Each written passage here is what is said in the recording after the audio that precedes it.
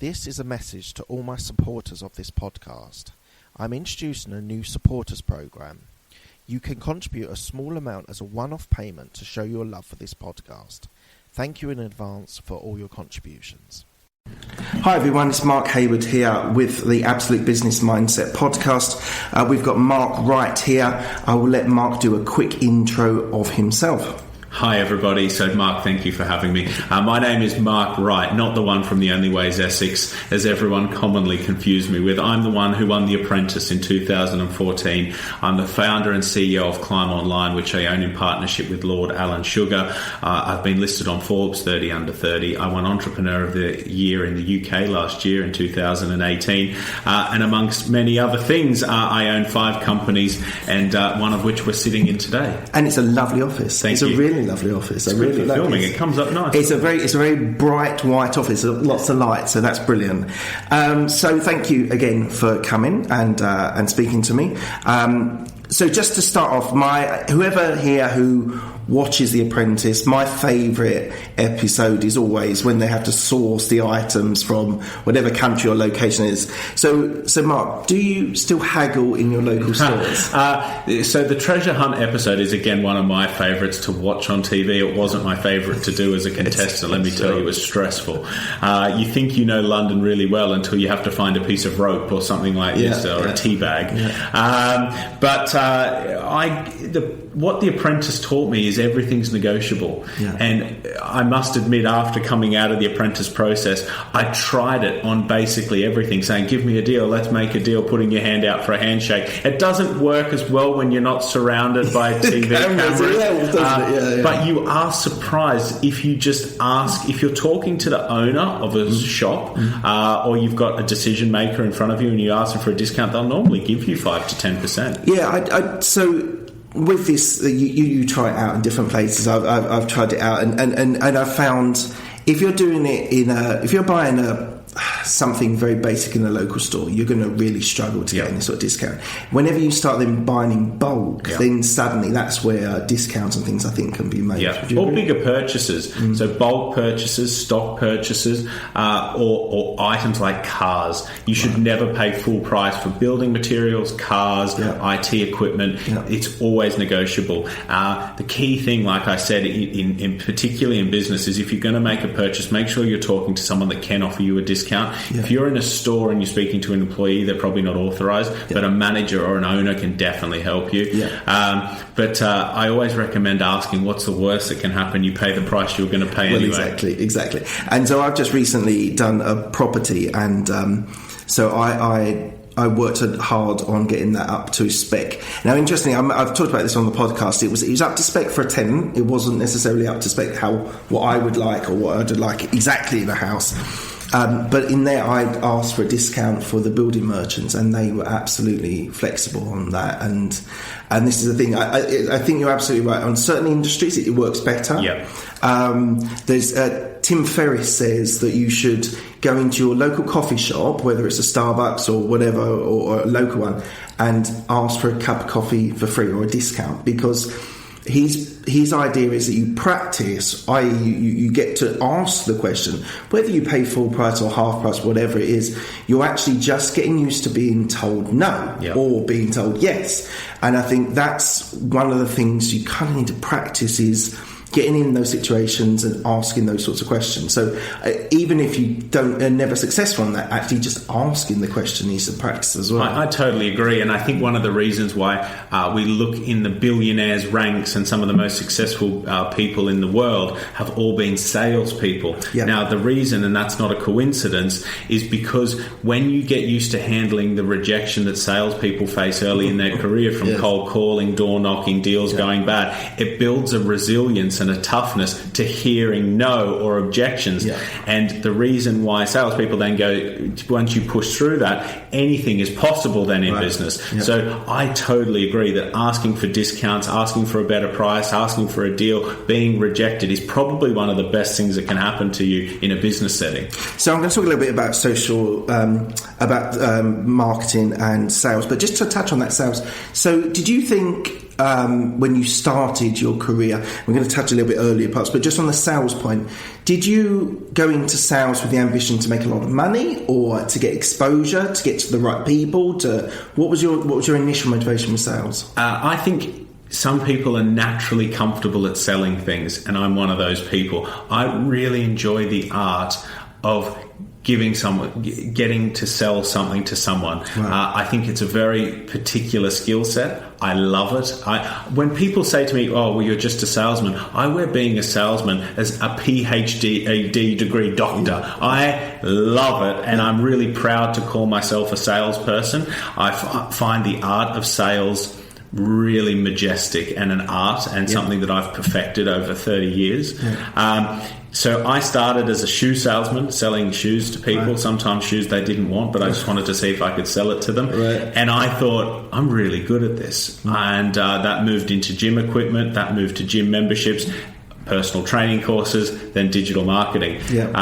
And I just got better and better and better. And I've learnt the art of sales, and I learnt very quickly that the people in most businesses who make most of the money are the salespeople. And commission is something that I love. I love targets, and it played to my personality. So, I love it. I really love selling. And it's funny because a lot of people in the UK struggle with it. Because you can have people that are technically, so in my area of technology, there are people that are gifted in writing code or managing people, but actually get them in front of a client and talk to the client. So my part of sales is a more consultative sales. So it's more building relationships, long-term relationships, so you can, in due course, cross-sell against other things. So I work hard on building relationships, and that's my style, and the sort of the needs that the company that I work for. Let's go back a little bit earlier to your experiences in Armidale in Australia. Yeah, very good pronunciation. Oh, right, good. Very good. So I'm from Australia, as you can tell from my accent, in a small town called Armidale. It's a pretty weird place because it's in the regional New South Wales. Okay. Very, very small. My dad's a mechanic. 5 hours from Sydney. Right, okay. But it's our closest capital city. Yeah. My dad's a mechanic in the town. We own a local garage, and my mum's a hairdresser. So I had small business running through my veins. So they're both entrepreneurial, aren't they? Both entrepreneurial. My mum and dad, both of them. My dad's more of a businessman. My mum's probably more of an entrepreneur. I separate the two. Yeah. My mum's the type of lady that she will negotiate at the local coffee shop over the coffee. Yeah. And she's very good at it. And I picked all of those skill sets up as a kid, because you're watching your mum and dad, that's all you've got. And we never talked about university or degrees. Okay. We always talked about rent on shops. We talked about if that staff member was going to turn up tomorrow, how much we should pay staff, could we open another branch? And when you're around the dinner table as a child and hearing those conversations, it was pretty infectious. Yeah. So I remember turning 11 or 12 and asking my parents, I don't want to go to school anymore, I want to come and work in the businesses with you. You need to do a couple more years. Right. But let me tell you, as soon as I could get out of school, which I hated, by the way. I was going to say, were you successful or terrible? Didn't like it? No, and I'm not that terrible. You know, you hear the old, I was terrible at school, whatever. There was something about the environment of school, being told what to do doesn't resonate well with me. Right. I'm dyslexic. I can't read and write very well. That wasn't picked up until much later on in my schooling. Right. And I just think that my brain has always been a very, what's the word? I like things that I understand. If you teach me something, my first question is, how can I use this in the real world? Right. I was sitting through Pythagoras theorem, algebra, science with this water and shit going everywhere, and I'm thinking, how can I use this in the real world? I've never seen this in real life. Now, if I went on to be a structural engineer, maybe. Yeah. But the skill sets we're teaching in schools and learning in schools, I don't think are giving us. I never learned how to open a bank account. Yeah. I didn't leave knowing what the taxes were on specific things. I didn't leave knowing I didn't know what the HMRC was or whatever, the equivalent in Australia. I think we could be doing a much better job teaching people how to go on and be more successful in business. So I was in the school, in my school in the 90s, and they put aside a sort of business or management sort of course, which was you didn't have to do it. You just had the option if you wanted to do it extra hours out. I was okay at school, so I did the extra, and that gave me a bit of background. But it was all, our schooling in the UK is all about building up knowledge to be able to do A levels, GCSEs, and a degree, etc., or masters after that. I totally agree. It's funny. So me, 20 years ago, when I was sort of in that sort of education piece, I actually really loved learning, and that's what I've found. And what I talk on my podcast a lot about is my want to learn, and the idea of I want to read books, listen to books. I'm starting maybe doing some personal courses as well to bring my knowledge up. But the thing is, you've got everything now on podcasts, audiobooks, it's all there available. So there is, so my point was, I think there's lots of, you sound like a typical entrepreneur from this, that you're dyslexic, the whole thing. Richard Branson was dyslexic, and he approached things differently. And I think that's something that a lot of people who associate with entrepreneurs is that you approach something, a situation or a learning situation completely differently to how I would when I was like, well, I just want to suck up the information. So you always thought when you were in school, so does this work in my dad's shop, or does this work in... This is my thinking, whether I was approaching it too basic, but this is how I approach business studies. They put a course out at school called Business Studies. I thought, you beauty, let's have a go at this. I enroll in Business Studies. My first question to the teacher is, how many businesses have you owned? 0. I'm a teacher about business. I said, well, in all due respect, I need to be learning from someone who's run a business. Anyone can read anything in a book, and this is why I'm sure we'll touch on it later. I believe mentoring is essential in business, because anyone can read a book and become a coach or a teacher or whatever. But practical experience, when the chips are down and you've been there, done that, that is the best teacher. And it would be great to see more business people go and speak and teach in schools and universities, which I make sure I do on a yearly basis, because I believe that the kids are getting wrong information. And so do you go to business schools, or do you... normal universities, business colleges and schools, and speak to the business classes. And interestingly, I was doing one recently in Nottingham, and I was speaking at their top business school, and the lecturer was taking notes in my talk, which is amazing. Attribute to me, but a bit worrying. I thought, why is he taking... If I'm telling you something you don't know, and you've not told these kids, we're in trouble. But we kind of digress. But I just think we could be doing a lot more to make sure that we're producing future business stars and entrepreneurs that can really achieve in the future. Because I'd love to see British companies come up from the framework that we produce at schools that can compete with Google, Microsoft, Uber. All of the big companies we always talk about are American companies. When are we going to start seeing these household names come from the UK? And entrepreneurship in the UK is gaining traction, but I still think a lot of companies are that are more successful are companies that have existed longer term, where a lot of these Facebooks didn't exist 15 years ago, something like that. It's just bizarre now when you think everyone's obsessed with being on Facebook. But just going back, so you said you loved sports when you were a kid, and so you were a trainer of personal trainers. What did you learn from actually training people in your area? I learned one thing and to relate this to business, which I do about everything, and I'm sorry about that. It's a habit. But the most successful people I've ever met through my career as a trainer, personal trainer, business owner, entrepreneur, most successful people I have met have had a background at sport or in the military. And I investigated this, and I looked into why that was, and it comes back to one word, which is discipline.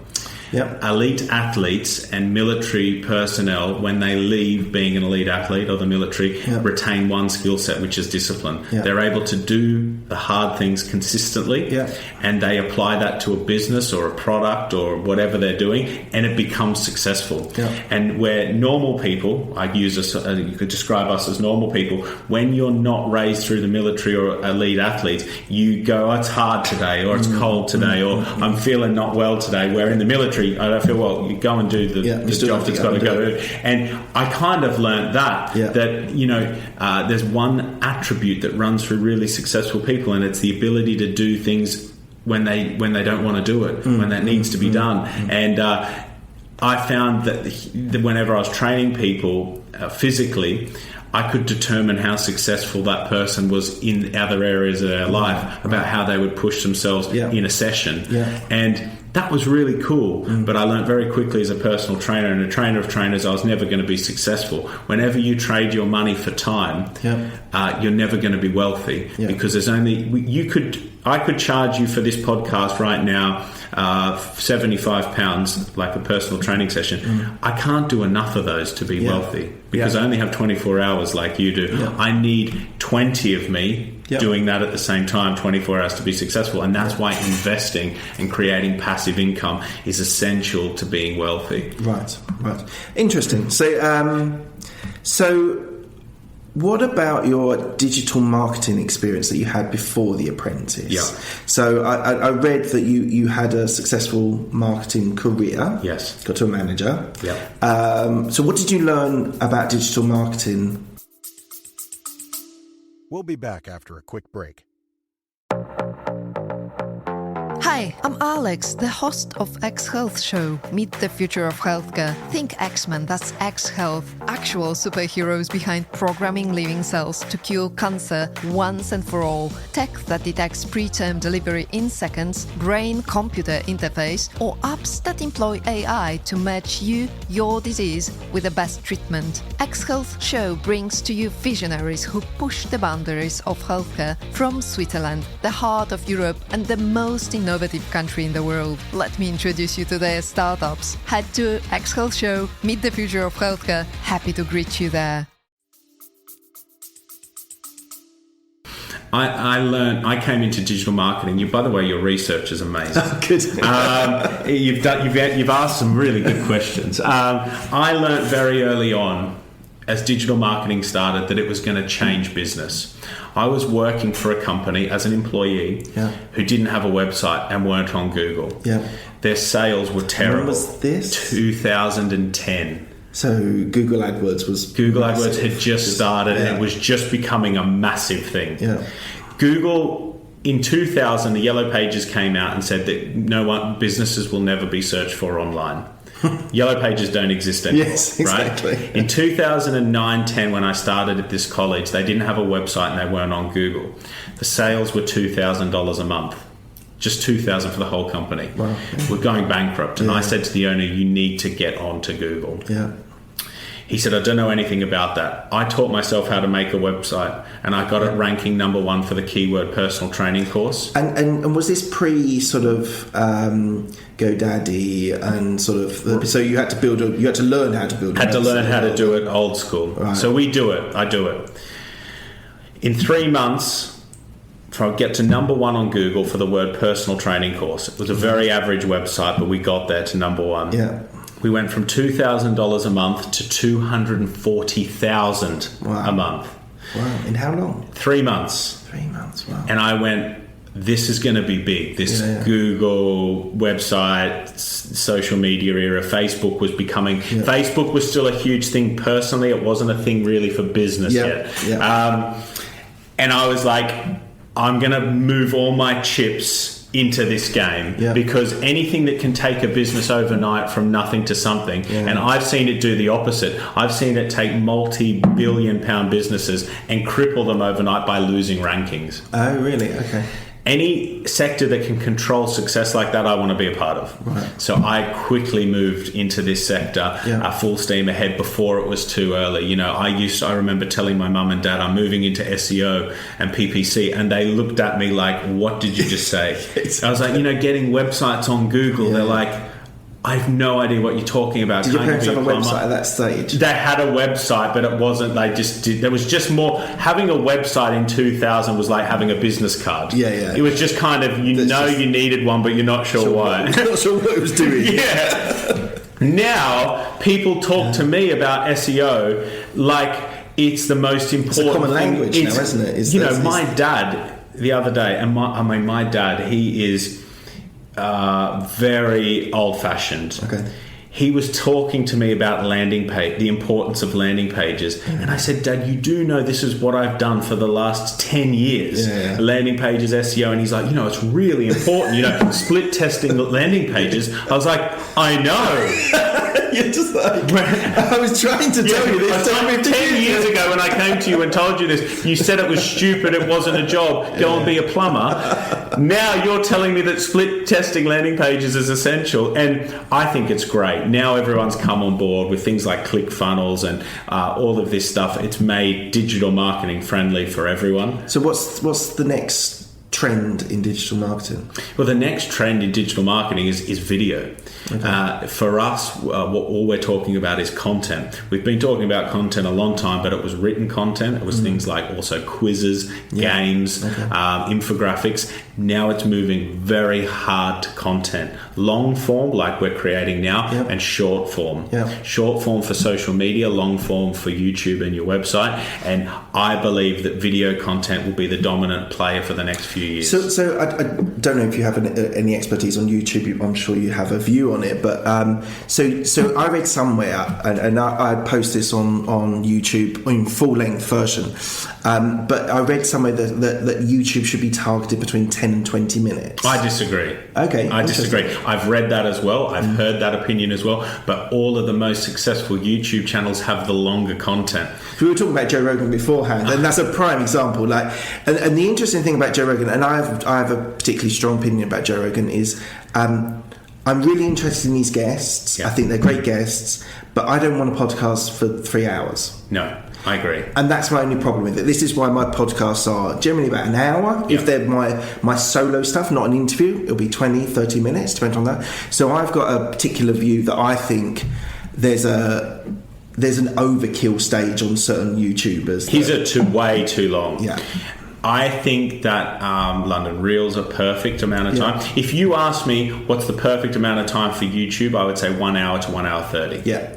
3 hours is ridiculous. 20 minutes is too short. 20 minutes is I would call short form content. But does it work on YouTube? Interestingly, do you think that because in business, I think people are more interested to go long format, hour and a half, maybe 3 hours. But an average YouTuber that's not a business person, that is just looking for an interest, a subject, like let's just find out about business. 5 minutes. This is the thing, isn't it? It's the majority of the YouTube audience actually do want 10 minutes. 100%. But then I would go to 5 to 10 minute content. I think 20 minutes to half an hour, and I've read a very similar study to you. I think you fall in an abyss of nothingness, because serious entrepreneurs and business owners want long form, which is 1 hour, and they will watch every minute of that 1 hour. And people dipping their toe in want 5 minutes. And what I've seen on the campaigns I work on is the longer form the content, the better rankings it gets within. The longer, the higher the rankings. And if you look at Joe Rogan's stuff, it is painfully 3 hours, and I've never made it all the way through all of one. However, his rankings for all of those videos under the guest name are top.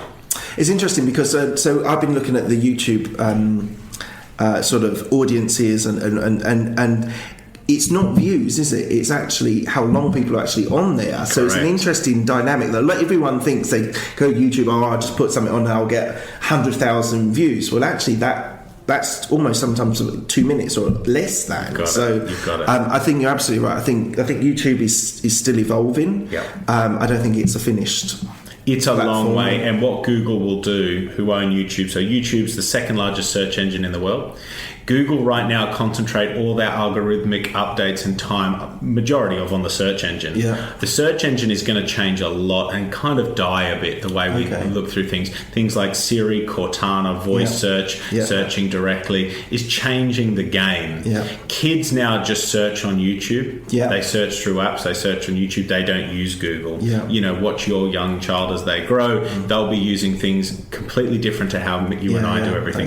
And a lot of it is through video, through YouTube, straight on. But also voice as well. I'm a big advocate of voice. I think it's going to be a big thing. I don't think there's a killer app yet. No. But there'll be something that will then catapult it, and you'll end up having, every room of your house, I think. It's still learning. Yeah. And wearables is growing, like the watch, the iWatch is a huge market now. And what's crazy is how much they're picking up of what you're saying. Well, this is the thing. I read an interesting article. We are totally digressing. But it's interesting because is Alexa on all the time? It is. 100%. It is, isn't it? And in essence, they are collecting data about us. But do they? This is what. So my justification in my head why it's not a massive problem is if I'm sitting there talking to my wife about her day and she's telling me about her therapy. She's a psychotherapist, and this is what I do. Is the data that's being collected there any real value? I suppose there could be advertising for something to do with counselling or something like that. I'm not. So I read something that 70 or 80% of things that collect on Alexa is not really relevant. But the problem at the moment is that there isn't anyone listening, but they are collecting information about it as well. Okay. So when that becomes more sophisticated, then when supercomputers become a thing and can make sense. Right now, I think there's so much data going in that we can't deal with. That's fine. Well, AI will be the next thing. AI and supercomputers will be able to figure all that out very quickly. And that becomes scary. Right now, do I care? I work with these companies. I know exactly how powerful the stuff is. Right. It's scary, but I don't care because, like you say, they don't care about Mark Wright, what he's saying while he's having his tea. Who cares? But if I was the Prime Minister, I would not be having an Alexa or a Siri or a Cortana anywhere near me, and I'd have that phone off. It depends on your job. It depends on the sensitivity of the stuff that you're doing on a daily basis. But do they care that what you and I are getting up to on the day? Probably not. So I think Alexa is at the moment business to consumer. We've trialled a little bit in our business to business. It still just isn't quite right at the moment. The only real thing for me from a business point of view is actually if you're a salesman driving around the country, it might be quite useful to get some information through Alexa. But I still don't think there's defined. It was so early on voice. I think. But by the way, I was a big outspoken person saying, who needs this stuff for their house? I have Alexa. It's unbelievable. It changes your life. It's a game changer. Even for the music sector, just listening to music and just being able to say, Alexa, play that. I didn't want it. I resisted, and I got one. I got the Fire Stick for my TV initially. Game changer. And I was like, I wanted to hate it, and the product is so good. It's annoying. Jeff Bezos is clever. Is it that? People always come back to, and I hope one day, and I know one day this will be the case, but people come back to Apple and Amazon to make business references, and because we deem them to be so successful and the pinnacle, the gold standard to say, well, with Apple, what they do is, and we use that as a baseline. Isn't that incredible? It's incredible. Question one. I'm just thinking. Right. So one of the big things I'm interested in is mentors. I have a mentor, and he's been incredibly important on getting promotions and being able to move my career forward. So obviously, quite publicly, you have Lord Sugar as a mentor, but I'm actually interested a little bit more about your other mentors that you have also. So what's the value that you get, and maybe just throw in something that you've learned from one of the other mentors. It is, what's the value? Millions and millions of pounds. Life-changing. Both mentally, for my mental state, and physically and financially. When I won the Apprentice, if you asked me if I could pick the £250,000 on mentoring, I would have picked the £250,000 because I'd never seen that level of money. Now, £250,000 isn't a lot of money. I would just take the mentoring because a good mentor can train you how to make infinite amounts of money. Because it comes back to what we were speaking about earlier. When you have tough days, when you go through bad periods, you want to pick the phone up or have a meeting with the person. They say, I've been there 10 times and here's what I did. And even just hearing I've been through that, relaxes you, helps you. Yeah. And I have 2 other mentors on top of Lord Sugar, and they're both very successful. But when I pick a mentor, I pick them for a specific reason. Yes. I am very good at analysing my skills and knowing what I need help with and what I've got covered. And at the moment, I need help, very specific mentoring about how to raise debt levels. So I'm looking to raise large amounts of finance. Right. So I've sought out a mentor that specifically coaches in building large debt portfolios. So I've now got to the. And are you doing that through funding, or you're not going to do funding. It through funding, but you're going to give up percentage of your business? Or yes, you are going to do that. Yes. Through board levels of different companies, right. But I had a knowledge gap there. So I went and sought a mentor to help me with my knowledge gap. When I first started in business, my knowledge gap was everything. So I needed a general mentor. Now I have mentors for it's changed for me. There's very specific areas. One might be around specific customer targeting. One's about debt. And these are experts in their field. No one person knows everything about everything because they're human beings. But some people are experts in specific areas. So you seek out an expert in what you need help with. And does that mean that you so my mentor I've worked long term with, we're talking probably 5, 6 odd years, 7 years. So are your mentors, as you say, for specific things that you would do, and then you might then take a step back from that mentor? Is that That's correct. And that would be so just from a very personal point of view, so would you go with an outline of a conversation with a mentor saying, I want to achieve this, can you do that? They say yes. And then you've then got them for 6, 9, 12 months, whatever that period 100%. is. And that's obviously flexible depending on what you do. And I have several types of mentors, ones that I pay, ones that do work for free that are really successful. Well, the thing that I say to people here, some people might have a finance problem, not being able to pay mentors. Mentors are quite expensive because you're getting a lot of expertise. Podcasts, YouTube are all places where people can get free mentorship, and there are a lot of people out there who are doing that, and they're doing that content for free. And I think people should, because everyone loves scrolling through Instagram and seeing a motivational quote, but actually one of my points that I make is, okay, that might be inspiring for 30 seconds, but actually listening to a person inspire you about something to do with business lasts forever. And by the way, that's why I do my content that I put out on social media. Is I get hundreds of messages, and I'm not exaggerating, hundreds a week, particularly through LinkedIn and DMs on Instagram for Pete to ask me to mentor people. Now, if I mentored everyone that asked me, I wouldn't be successful myself.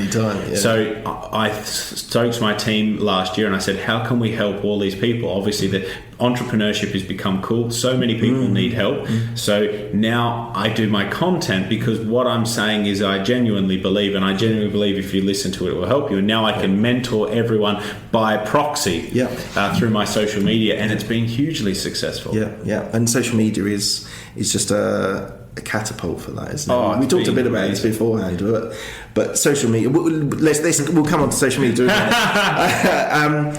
So reportedly, and you can correct me, but reportedly, in the first 2 months, you got Climb Online profitable. Is that right? Yes, that's correct. So we made a loss of £3,000 in our first month, and we made a £12,000 profit in our second month. And was that because you got clients, or brought new people in to do skill sets, or both? How many was it when you started? Me. Just me. That was it. So for the first month it was me, the second month there was 3 of us. So I brought in skill sets. I brought in a salesman, operations manager, people to do the work, and interestingly, I was doing everything. I was selling the work, processing it, and doing it.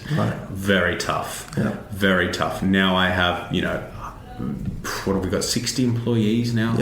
So it's just not me now. We've got we've got a lot of employees now. It's weird because it just happened so quick. And I started in my bedroom I lived in Canada Water at the time, and my bed was there, my desk was here. I literally sat 3 foot from my bed, but I used to get up and make sure I put a shirt on so I felt like I was at work. And that's how I started.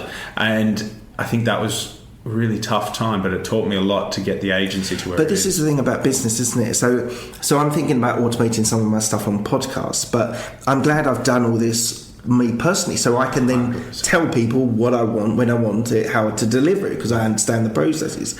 It'd be hard for you to be able to tell what your operations person was going to do if you didn't understand it yourself. I completely agree. And even now today, I'll walk up to one of the campaign managers, say doing PPC, and I'll say, open up AdWords and show me this, this and this, and they'll be like, wow, I didn't even know you knew that stuff. And I'll be like, that's the point. Yeah, exactly. I've done this. I've done your job. And it's very important for a good manager, a good owner to have, I don't have to say you have to be an expert in every field, but it's very important to know someone when you're having a conversation with one of your people to be able to speak to them on their level.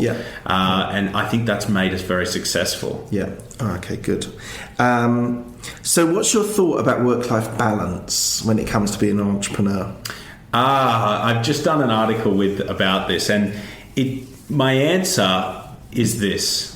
To be successful in any area of your life, and this can be any area, family, fitness, health, friends, business, whatever, there needs to be a sacrifice of time. At some point, a large sacrifice of time.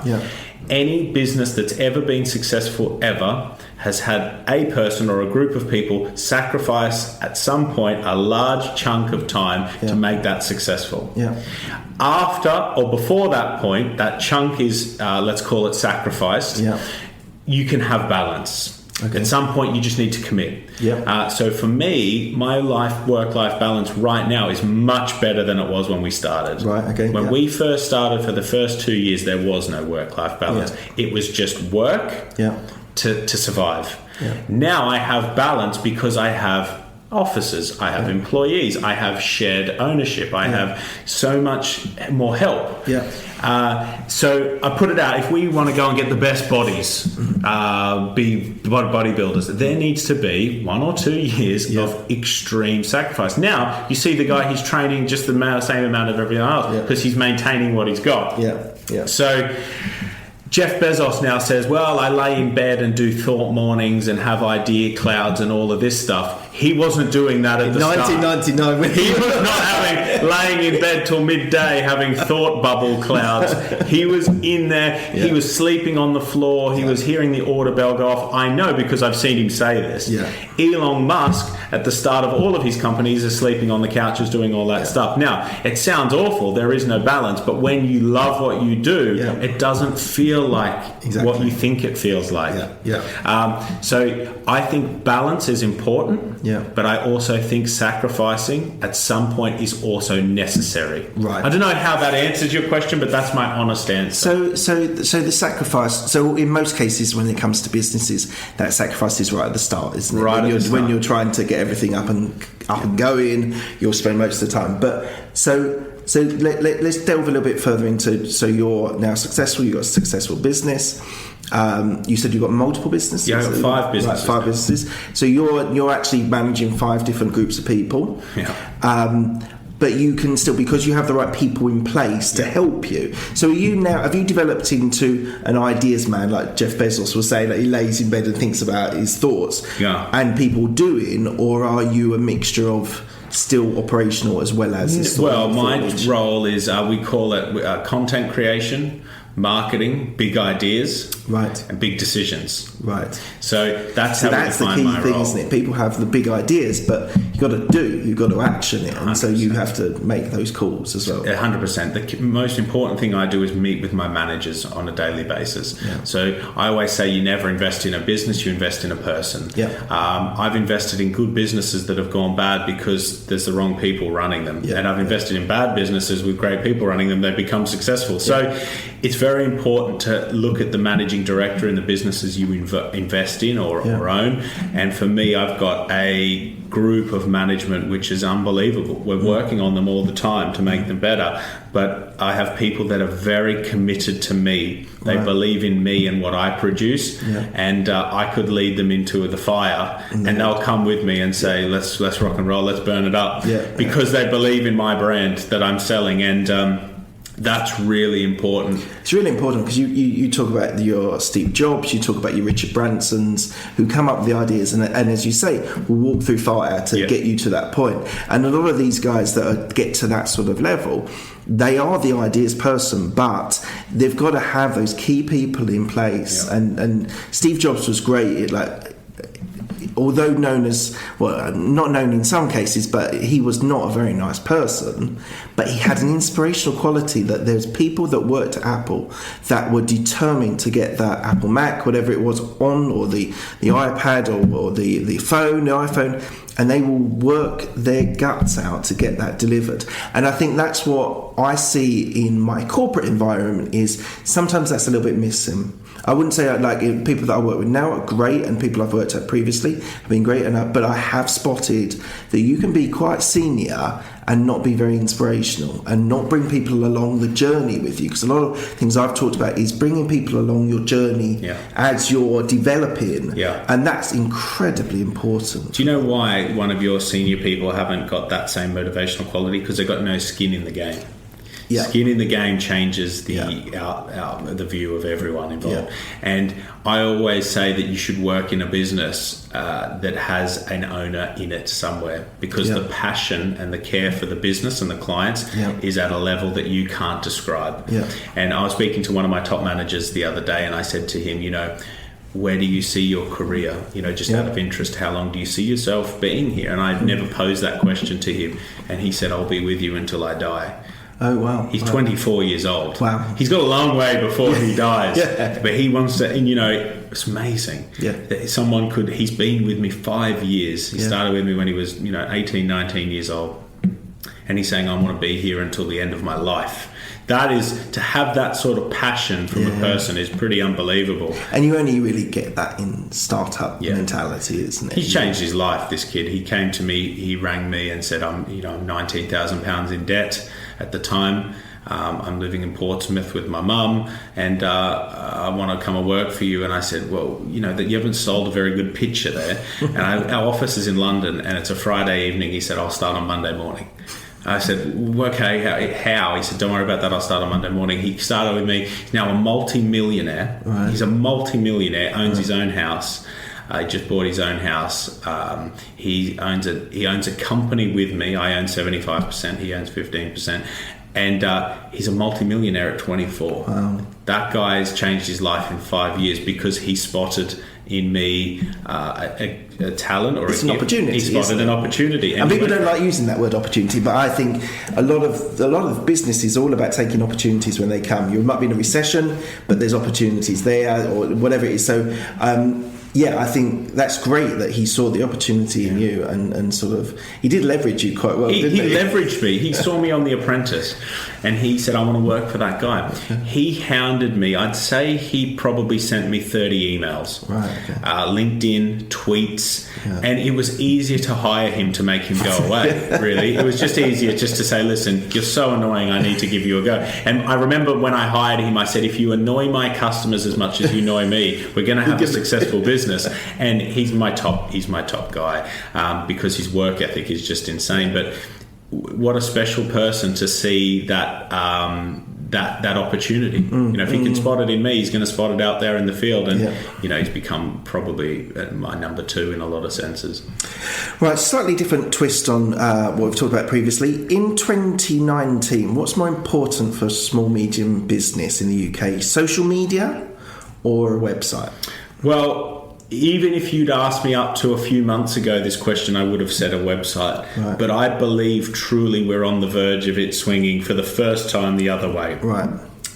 Social media is really powerful stuff right now. Yep. And a lot of people are using the social media to determine their purchasing decision over the website. Right. With the introduction of things like the marketplace and shops across all platforms, a lot of people aren't even going to the website before making a purchasing decision, which is crazy. But it's happening. I think Facebook now is playing a larger part for all businesses than it has in history. Instagram is just a powerhouse for B2C products, and LinkedIn for B2B. It's interesting on Instagram, people now, I had to buy some flowers, so it doesn't matter why I had to buy some flowers, but but they said, go on Instagram, look at all of my pictures, give me a date, give me a topic header, and we'll get them for you. And this was unreal for me, because I thought you'd have to talk through what you wanted or go onto a website. They went, no, just Instagram, this is our area, and we've got, I don't know, I scrolled through probably 50. Now I'm not really a flowers man myself, so I really didn't know what I really wanted. But you start going through, and you're thinking about from 50th, 60th picture, you're suddenly getting an opinion. I think that's phenomenal. Unbelievable. I just booked an osteopath. I've never been to an osteopath, but I saw these videos of this guy doing a treatment on another guy, and it looked amazing. And it was a video. It was a compilation of him doing all the treatments. I went, wow. Yeah. And I booked it on Instagram. I don't even know. I was just thinking as you were speaking, does that guy even have a website? I don't know. I booked it on Instagram. No, he's ages away. And this comes back to, I don't know, I didn't care where he was. I don't know how much he charges. I just know that looked amazing, and I want to have that treatment done. And it's amazing. So, I think for the first time ever, social media is playing a bigger part than a website. That's really interesting, because I've over these last probably 3 or 4 months I've started, because I probably about 2 years ago set up so I did Facebook, I did Instagram, I did LinkedIn. I've got them all set up with this purpose, with the podcast, that I would trial them out and see which one is the biggest leverage. And I've actually moved from majority on Twitter. I moved on to Instagram, and actually, we were talking about Instagram before. For me, it's a little bit, it's sort of 15 to 25 year olds where I was getting traction. But I think people, when I speak to friends, family members, sort of people that is interested in podcasts, the actual trigger point for podcasters is probably 25 to 40. Yeah. Because people are either, and you were saying about your Instagram profile, those men that are looking for something to do with their lives or catapult their lives forward in that sort of 30s, I think is massive for... You know what I find interesting, and by the way, I totally agree with you, and I have my biggest following on Twitter, which is now completely useless. I've just seen Twitter die a pretty quick death, but it's dead now to my mind, unless you're Donald Trump. So I've moved as much as my audience across the other channels as I can, but it's really interesting. I do tests where I do the same post across all channels just to see. I'll get nothing but positive rays of sunshine, amazing comments on Instagram. On Twitter, I just get trolled hate. But it's interesting. Media still love Twitter. It's instant access to news, written news. And I go to Twitter if I want fast news. I used to go to Twitter for social media, to tweet my mind, to read other people's. Now I look at things like celebrities, movies, videos, all on Instagram and Facebook, and I just go to there I see what Donald Trump is doing, and I read the news if I want to see breaking news quickly. And I think it will survive on that premise. I don't think we'll see the types of engagement that we've historically seen for businesses and for normal civilian individuals. It's now more just for politicians and news. Because Facebook for me was an irrelevant, but I've found in the last 6 months the Facebook groups has just catapulted the business. Groups are amazing. If you've got a good product or you have a specific service that you can launch into a group, unbelievable. Their ad platform is incredible. Their targeting is unbelievable, particularly around specific demographics. And that's where it's changed businesses.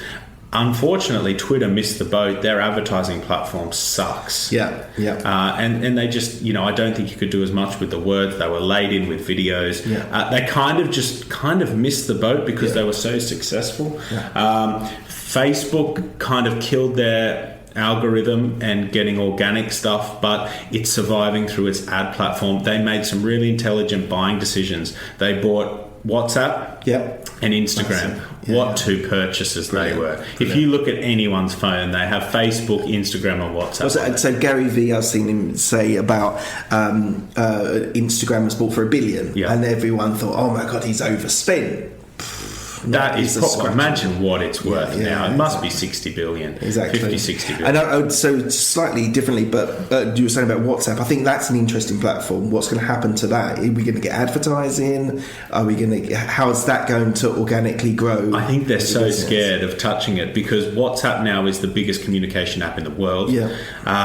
I don't use the text thing. If someone texts me on my phone, like normal text, before it was WhatsApp, and now if I go, geez, that's weird, and I WhatsApp them back, I just use WhatsApp. The end-to-end encryption is cool. Not that I'm doing anything naughty, I just like that level of security. And I just find the usability, the speed, the ticks, all of that stuff. Something about it that gets my brain really going. The text doesn't work. See, I've still got relatives that send text to me, and it takes me like a day to come back to them, because it's like I just go straight on. Because the text, you don't always get them flashed up on your front screen, unless you've got the notifications. And it feels weird using it, doesn't it? And I think I was a study recently I was reading, people have on average 4 to 4.5 apps on their phone. Only 4. What? Right? That they functionally use every day.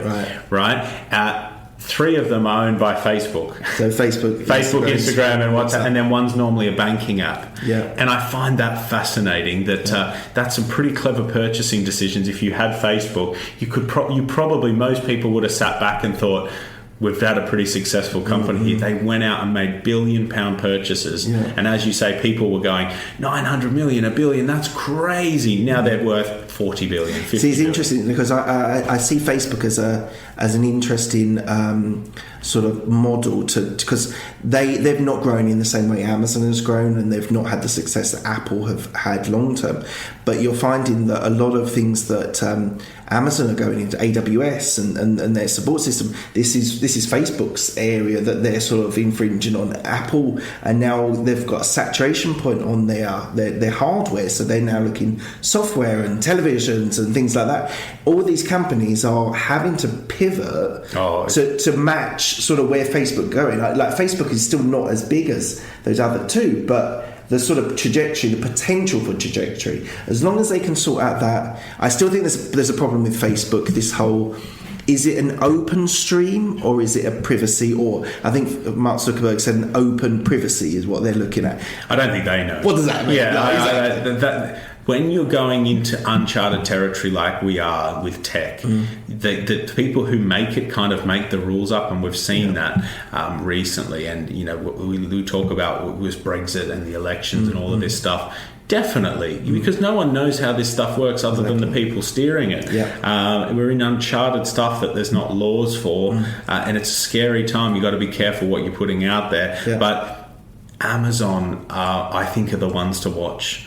They got the money, they've got the facilities, they've got the people to be able to. They're going to come in and dominate TV like you've never seen.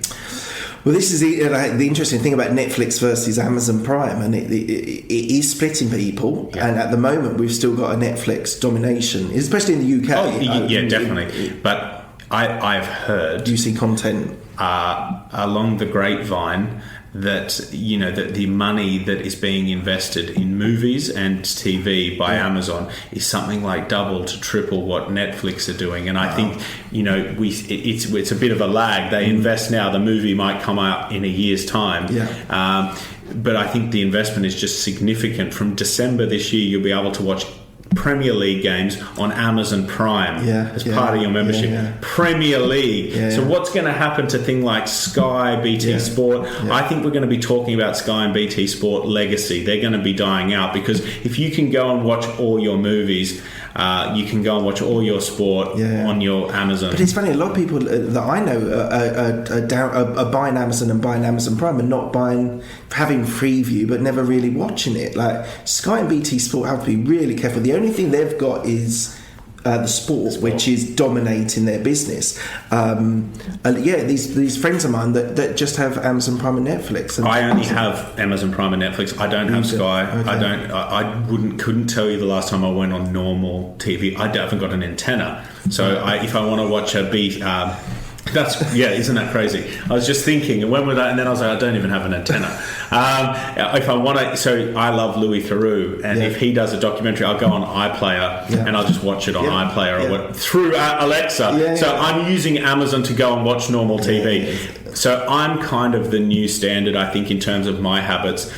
It's crazy what you can do. You can do your shopping on your TV. You can speak to it. and the playback stuff is just insane. As soon as the sport is on there, I think Sky's dead. I think they've had a great run, but I think Netflix and Amazon are a whole new standard of TV. But I've heard that Disney's going to make an incredible bid to come into the space. Well, the Disney is really interesting because Disney cover everything from The Lion King now to Star Wars, some of the Marvel stuff they've got as well, and the sort of offshoots that they could have just on their Disney Plus channel is going to be like it's going to be like Sky. Sorry, bye-bye. Oh, I think if I was Sky, I would be making pretty serious. I wouldn't try and compete, to be completely honest. What they've done is with Netflix recently, so I actually still have a Sky subscription. Sport is mainly for me, is the reason why, but you can now have Netflix on Sky. There you go. So they are even understanding. See, Rupert Murdoch isn't stupid, and he's seen that there's still a growing market with Netflix, which they can't breach at the moment. So. And I think for Rupert, the decision would be: do I go into a spending war against Amazon and Netflix? Which I don't think anyone wins that war. I think Amazon wins it. He's probably gone. Let's go in. We've made an incredible run. Let's go and try and partner and see where we are. Because they have the rights. So we've talked about your career, about some of the things earlier on, but one of the things you've talked about is how important goals are. Yes, I'm big on goals. I set them every 6 months. I have long-term goals, which are sort of 10-year goals that I have as well. So what's your sort of structure to your goal setting? I thought it was bollocks before I started. I thought it was mumbo jumbo that just people said to motivate people. Every year since I started writing goals down, I remember my manager challenging me to do it just as a joke. He said, just do it. What's the worst that can happen? Just see what happens. Every year that I've done it, I've tripled my income every year. Unbelievable. I truly believe that people that are unhappy in their life or unhappy in their job just don't have goals. They just are floating around life, really not sure what's happening. As soon as you start writing down goals and having objectives, you feel an uprightness to your carriage almost. You kind of feel like you now know the purpose of why you're here. And I think that when you have bad days, you have stressful days, you have days somewhere in between, you look at your goals and it reminds you what you're doing it for. For you, it might be your child or the house you want to buy or whatever it might be. But having it brings you out of that, makes you feel better. I found that having goals has brought my motivation up.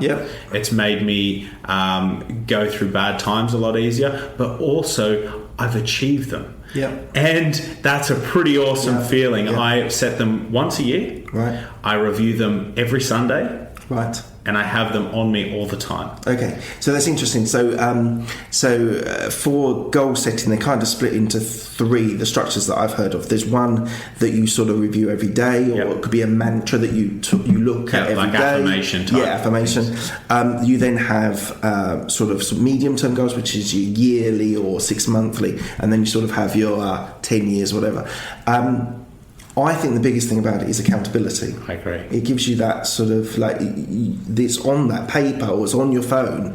You can't get away from it, and I think that's what it forces me to when I'm reviewing it or just checking it.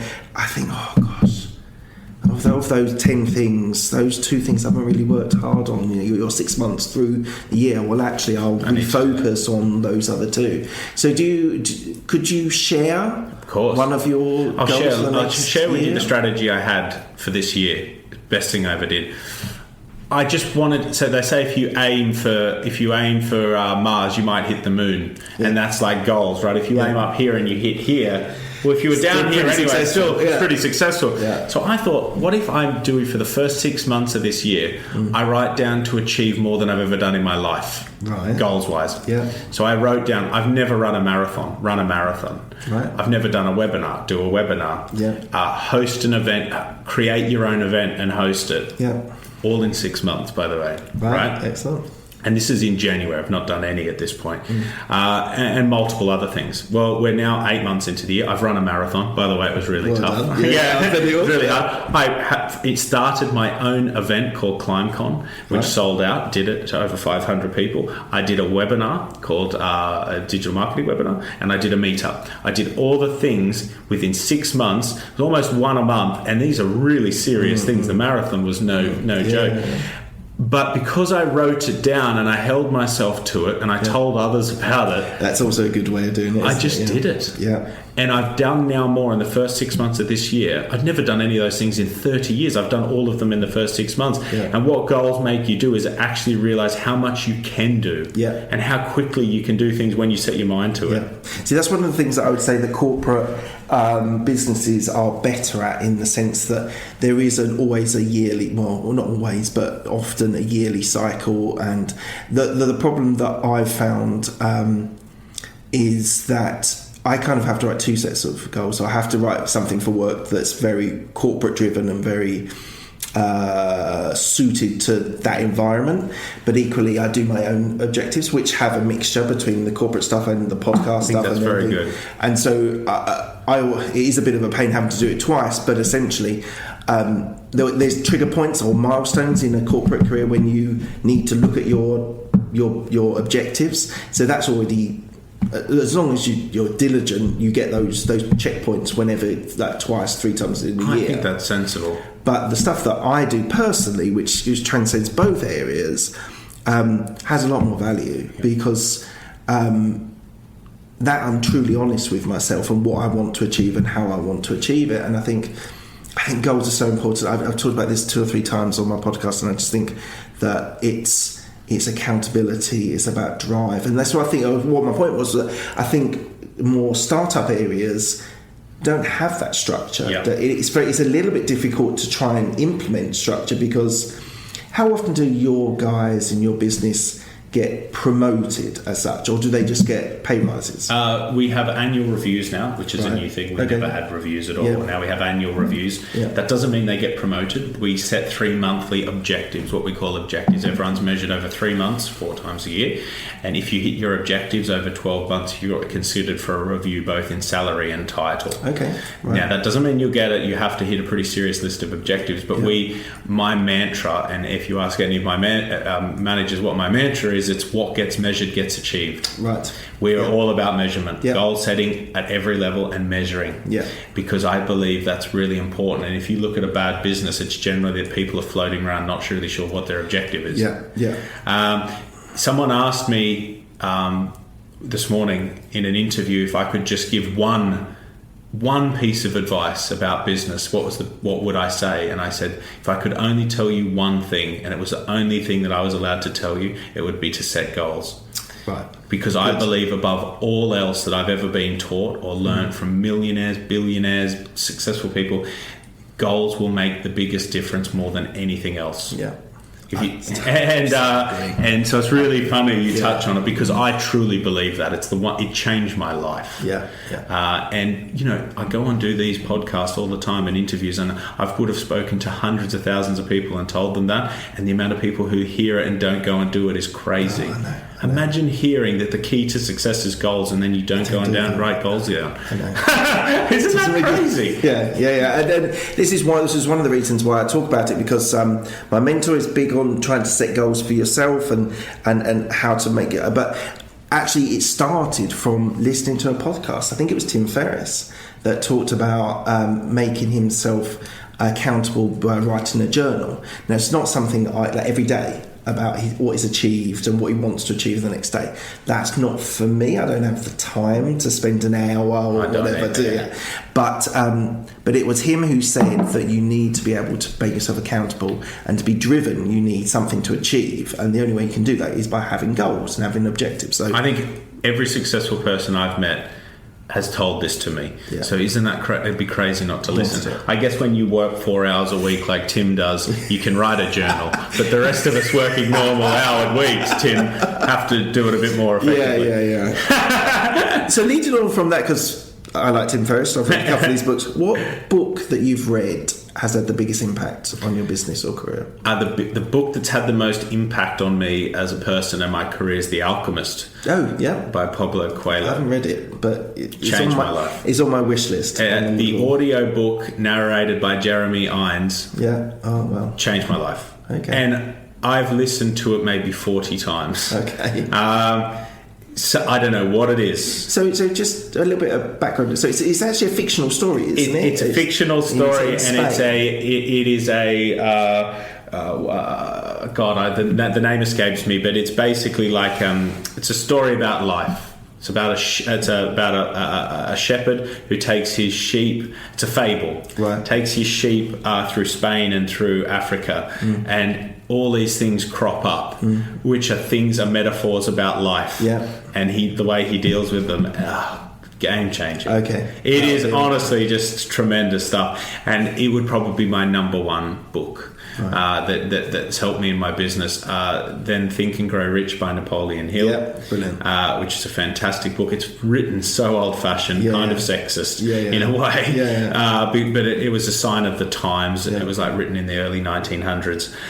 Because my business hero is Andrew Carnegie, who mentored Napoleon Hill. Oh, I didn't realise there was a link there, because it's how to influence people. No, that's Dale Carnegie. Andrew Carnegie started a steel company called Carnegie Steel, which is now the American Steel Corporation. And he was at the same time as John D. Rockefeller, JP Morgan, and my favourite documentary of all time that I've ever seen is called The Men Who Built America. Okay. About those guys who's Henry Ford, JP Morgan, Andrew Carnegie. Unbelievable. Oh, okay. But he mentored Napoleon Hill, and he told Napoleon Hill he needed to go and interview all these people and write a book, which is Think and Grow Rich, which is my second favourite book, and The 10X by Grant Cardone, amazing book. So I think they're probably the three. And this one, I throw this in there, which gets an odd reaction from people, but I loved it. The Art of the Deal, Donald Trump's book. Oh, you're right. Unbelievable book. Just for his dealership, just how he approaches. Just you can understand now, like or hate or think whatever you want about the Donald. His approach to thinking big is really a success key. Right. He thinks on a level that is just ridiculous. I mean, the guy sleeps in the White House now. But when he approaches deals, the way he's thinking is how I've seen Alan Sugar, mentors I have, how they approach deals. Right. And the reason I like it is there's a lot of patterns in there that if people could understand, they could make much bigger deals and set much bigger goals. And I really liked it for that perspective. Okay. I must admit, like, obviously everyone's tainted by Donald Trump at this very moment in time. And I think probably his legacy won't just be the White House. I think people will appreciate his business career at some stage in the future. Yeah. I think it really depends on whether he wins the next what sort of election. Political career he had. But I as you know, and we're talking about, I do a lot of reading. I think that, if you want to earn more, you've got to learn more, you've got to continually be reading, and I try to read on average one book a week. Right. I don't always hit it, but it's always my intention. I'm dyslexic, can't read and write, so I listen on Audible. Me too. And I download a book on a Sunday. I try and, whenever I'm on the tube or in the car, I have it on. Which is really hard on the tube because it's so noisy and I can't hear sometimes, but that's just a bugbear. But game changer. I really. So learning is so important. And sometimes I get this morning I listened to a podcast, and it's really important. I have my own podcast. I come on other people's podcasts like yourself, but you should never think that I have a podcast so I don't listen to anyone else's. It's really important. You can always be learning. And I listened to this podcast this morning and it was just unbelievable. And I literally, for half an hour this morning, I was literally it took my breath away. It was just such a good... So I break my transport, my journeys in the morning, podcast, in the afternoon, Audible. Oh, wow, fantastic. And that's how I sort of have to approach it. Because, as you say, as I release podcasts every week, I've got to hear what other people are doing and sort of see what they're testing the market with. This whole thing with Tim Ferriss recently, where he put on a subscription instead of advertising. It lasted 2 months, and he went, it just doesn't work for my people. I'm going to go back to advertising. I don't think it works for anyone. There's a guy in the UK called Rob Moore. And he's quite an outspoken sort of character, but he will not have advertising on his podcast at all. But he has recently put on a subscribers on Facebook, where he's got a group on Facebook where you pay, I think it's $3.49 a month. £300? No, £3. £3. Okay. And the idea is that he gives unique or personal content to that group. Now, I think he's been able to leverage that because he's talked for years about, I will not advertise on my podcast. Yeah. And Rob Moore's rich and successful in other areas, so he probably doesn't need the revenue as much. Exactly. So, I would take that advice, it's a pinch of salt. Yeah, absolutely. And this is, but it's interesting hearing these guys what their challenges are, what they're facing. There's a guy in the US called James Altucher, and he's a completely unique guy in the fact that he's had 4 failed businesses and made millions 4 times and lost it 3 times. Wow. And he's now on the 4th time, and he's learned his mistake. And it's great. Just his podcasts are really fascinating. He's written a couple of short books, they're 3-hour books, but really, really interesting character. Sort of Gerald Ratner of the US. Fantastic. So what a guy. Yeah, to hear the sort of determination to be able to, because it's all learned habits, and he's like, I learned how to make money fine. It was keeping it which I had the problem with. So it's interesting, even someone that's been hugely successful lost you. It's you can go through phases of your career, can't you? And then the struggle of getting to whatever X amount fair play is. To him.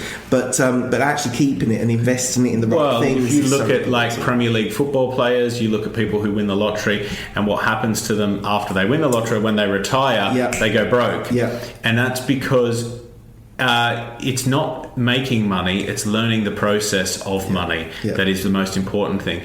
Making money is actually easier than most people think. Keeping money is really hard. And that's why these people go bankrupt just as quickly as they get it. And the reason why you could take all my money in my businesses now, I would be back here within a year to 2 years, because I've learned the process. Exactly. And it's the knowledge. And, we keep coming back to the same thing, but that's why mentoring is so essential, because it's learning. Yeah. And my mentor says everything is the same. Yeah. Doesn't matter how far you go up or whatever level you're at. Everything is exactly the same. And that's why people always say, you only know about digital marketing or property or PR to me or whatever. And I say, business is business. Exactly. Take your product out of it. Yeah. There's fundamental structures in a business, which is finance, operations, and people. Yeah. And once you understand how to find and retain good people and train good people, once you have good processes within your business, and once you have good financial structuring. So you could go back and work on your mum's business and get a hairdresser's. I'd have the most profitable hairdresser. But one thing my mum always taught me, the first business I tried to buy was a restaurant, and my mum said, in any business, remember this. She said, if the head chef turns up, you've got to be able to cook the meal, and you can't cook. And what great advice that was. If the barber or hairdresser didn't turn up, I can't cut hair. If one of my PPC staff doesn't turn up tomorrow, I can do PPC. And that's important in your first business. Right now I have businesses trading where I can't do what they do, but I'm now an investor. So the game has changed. In your first business that you work in, you'd want to have some of the skill set. So you've now got 5 businesses or that you're involved in. Do you have an ambition to have an overseas office or maybe an Australian office? We are talking about taking Climb Online to New York and Sydney. Okay, interesting. We tried an experiment of regional offices in the UK, which doesn't work. What we established is there is no appetite to work locally anymore. As sad as that sounds, and it is, but in the day and age of Zoom, Zoom and Skype calls, Facebook groups, people don't really care where you're located. Yes, they might care that you're in London, that's a cool thing, but they don't care that your Bristol business doesn't want to work with a Bristol company. Despite what people might tell you, people just want the best service, the best quality product. People don't care that Apple's made in California. It's an intellectual property thing, because if you're a hairdresser, it probably is important that you're in that local location, but your sort of industry, which is based on intellectual property, about services, you don't care where the microphone is made. You just care that it's the best microphone and whatever. The days of that sort of stuff is a bit gone. We did trial it, and the numbers don't lie. But what people do want to work with is a British company wants to work with a company in Britain, right? Yeah. Because if you start to think of things like outsourcing and all of this stuff, people then worry about the quality. So what we have found is when we're in the UK, Australian businesses are saying, well, the time difference, this, that, and the other. Yeah. So, and the same with America. So we're looking at moving an agency to New York and then one to Sydney, and I think that would give us a pretty good global footprint, and we could achieve it. So that's on the roadmap. I would love to do that. All my businesses I own are in England, and I'm Australian. I'd love to do one in my home country just for the experience of doing one in my own country. But do you think it would be drastically different from the UK? It'd be very similar. Yeah. Okay. Is that because of a cultural thing, or is that because business is business wherever you are? No, I think Australia particularly based a lot of its laws and a lot of its structures off the English system. Yeah. In America, both England and Australia take a lot of our products and services from America anyway. Yeah. But the only things you need to learn when you go to new countries is tax regulations, banking regulations, and you're pretty sweet. Right. The thing with Australia and America is they have in England, UK, let's say. It's the same throughout the whole country. When you go out to America and Australia, we have states, they have states, and things can vary based on the state, which is a whole other game. They're like little countries within themselves. Yeah. So we've looked into all that. We're really excited about that. But I think, at the moment, Climb Online's trading just under £10 million. We want to take it to 100 million. And then we either want to IPO, take it public, or keep expanding.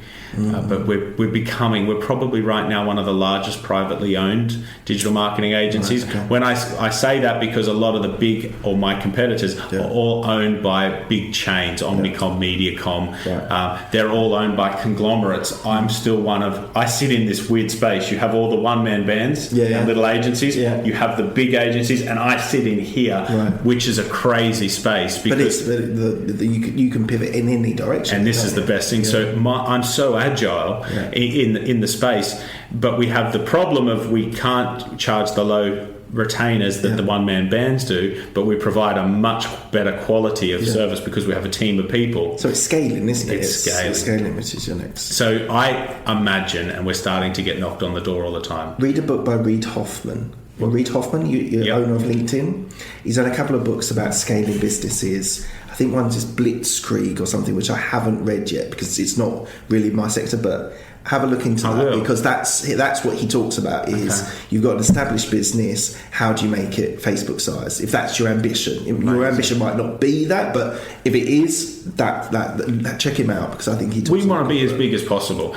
And I think it's worrying to my mind when I sit with a business owner and they say we're happy where we are, because I believe once you try to stabilize and once you try to plateau, you start dying on the vine because you stop innovating, you stop looking for good people. That's a scary place to be. I see business owners that say we're happy now at this level, and then all of a sudden that one of their key people leaves because people can sniff. Your people know when you're ambitious. People want to be in a growing, moving, ambitious company. And I think it's very important. You never want to work for someone that's a lifestyle business. You never want to work for someone that's happy where they are because that business is going to die. A lot of those, sadly, are family-run businesses. I think that's one of the biggest problems that we have is there's a great ceiling because the chairman or the father doesn't want to go any bigger, and that's the chairman's Rupert Murdoch. Yes, that's true. Right, so wrapping up, I've got a couple more questions for you. So tell me about your marketing boot camp that you've got in London. Yeah, so I quickly established that you need multiple products to be really successful in any space. And the more that you can give to your audience and your customer base, the better, because people are hungry to learn, not only to have successful work with your products, but they want to learn themselves. And when I work in a sector like marketing that people can do themselves, if you're not going to do the work for them, why not educate them on how to do the work? That was my theory. Right. So I have a big conference at the start of every year called ClimbCon. Right. ClimbCon is for thousands of people, and it's like what's happening now in digital marketing. You know, Comic-Con in the UK, what's happening in comics. Well, this is what's happening in digital marketing. It's called ClimbCon. This year we had Lord Sugar speak, we had Piers Morgan, amongst a host of other people. Oddly enough, Piers Morgan has the most engaged Twitter account in the UK. So he was a relevant guest. He spoke about building up his Twitter following and his Instagram following. It was really a fascinating talk. Next year we've even got a more amazing guest. Is it free or is it? It's a paid event, but it's very low cost. Okay. I think you can enter in at 40 quid, which is... Well, I only say because for us in technology, there's a thing that marketing Microsoft do an event every year in December where they talk about tech, and to be honest, the morning is a bit tough because it's all about selling their Microsoft products. But when you get into they break off into groups, and you have the big event, which is the morning, and then the last thing at the end of the day. But in the middle, you've got targeted.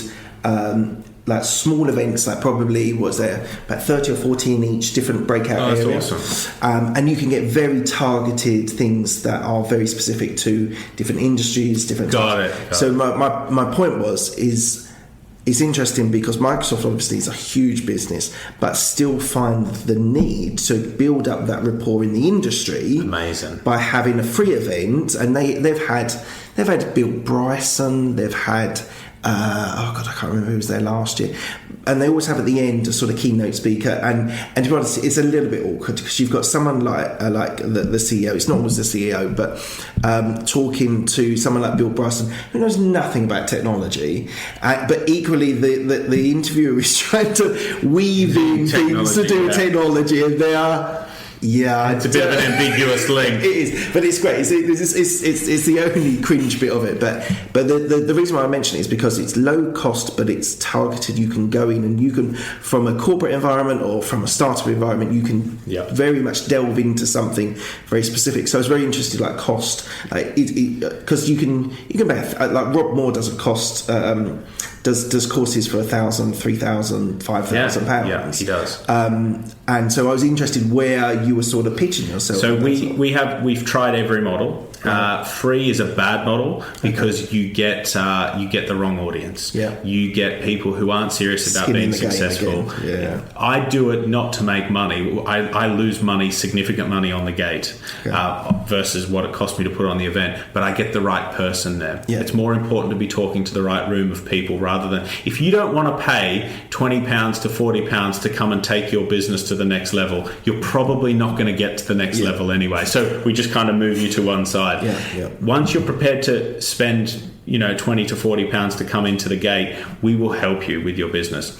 So we don't sell anything on the day. There's nothing you can buy on the day except a ticket to the boot camp. Right. That's the only. There's no selling. There's no profiteering. Nothing. None of this stuff. If you like what you see, but what it is a lot of motivation. It's huge amounts of motivation. Very famous speakers from all around the world that are at the top of their game.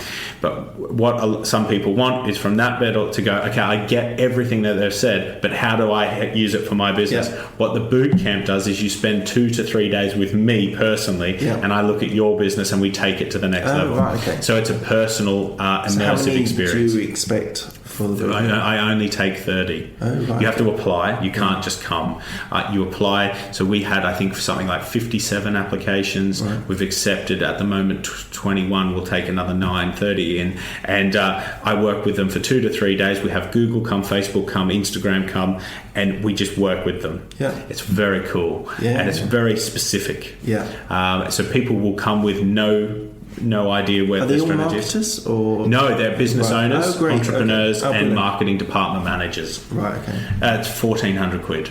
Okay, but that gives you big cross-reference of people, because in a way you're kind of collecting data on the market as well, aren't you? Like by doing that, you're adding a lot of value to all their businesses, which is fantastic. But actually, you get nice insight into where people are. It's amazing. And by the way, if you think you're good at business, go and try and put on an event for 1,000 people. It is tough. Particularly in London. I was speaking to one of the most famous marketers in the world. They said their hardest market to put an event on is London. Oh, wow. Their hardest, because competition for events here, you can go to the O2 and see Adele sing.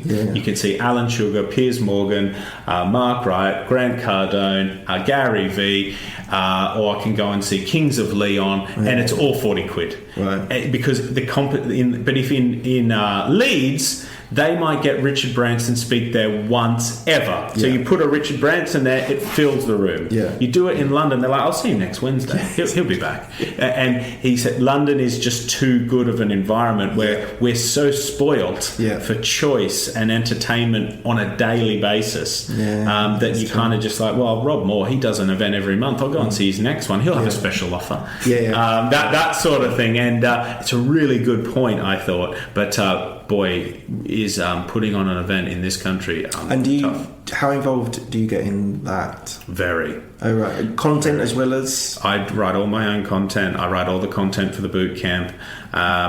I do all the main talks. I did 3 keynotes at ClimbCon. I interviewed each person. I had to learn 9 bios, 9 backstories. I can't read while I speak, so I have to learn it all off by heart. I learned Piers Morgan, Lord Sugar's whole life stories off by heart. It was pretty intense stuff. So a lot of preparation goes into it, but the net benefit for the brand of the company has been significant. Events is definitely it's slightly off subject, but musicians, for example, they now don't get big contracts these days. You have to fight for it out in Spotify and various other places. But where they keep on making money is gigs and concerts, because you get your target audience and you get them there, and then you sell your merchandising, things like that. This is it. So for us, we lose money on the event. Right. And people that tell you they can make money on events are probably lying, because I'm talking about in London, the venues are just insane. A room that fits 1,000 to 3,000 people is a lot of money.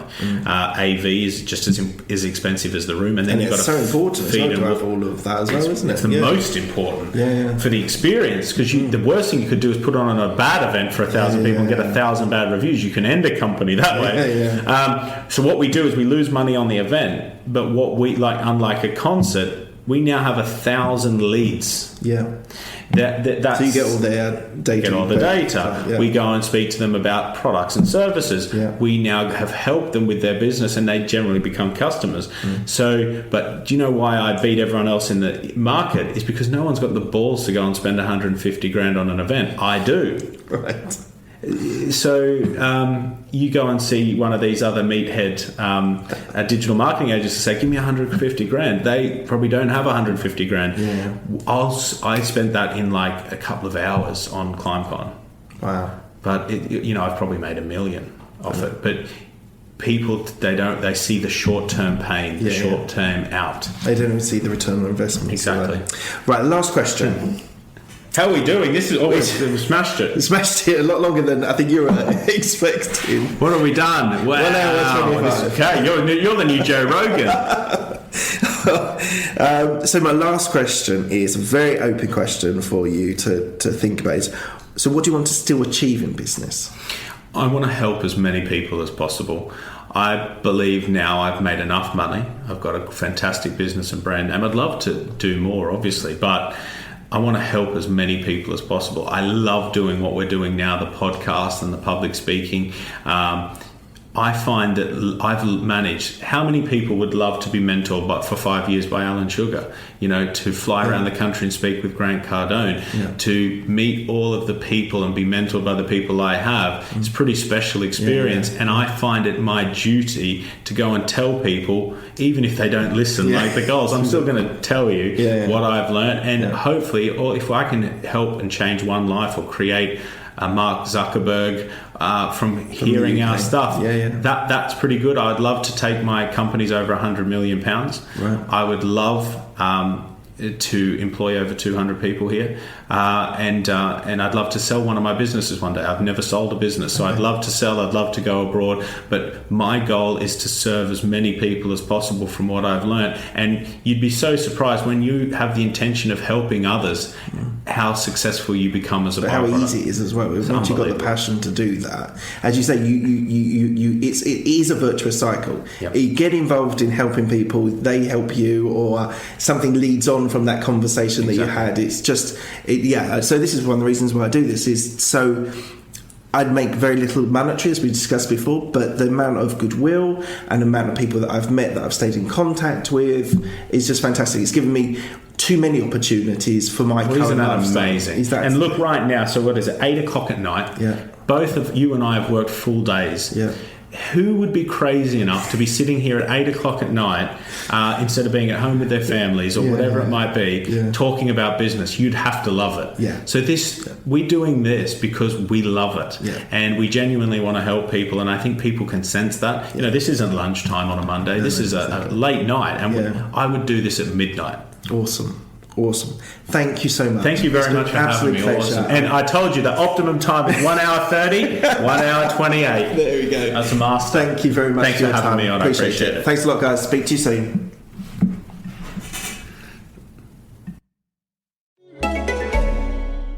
A payroll and HR company needs to be prepared for whatever is going to happen. You could say that over 70 years of experience helping businesses all over the world run smoothly is good preparation. But for ADP, that's not enough. To make sure millions of people are getting paid on time and in compliance, we're staying on top of each new piece of legislation. So when it comes down to it, ADP isn't just a payroll and HR company. We're the company that helps you navigate the complexities. ADP, HR talent, time, benefits, and payroll, informed by data and designed for people.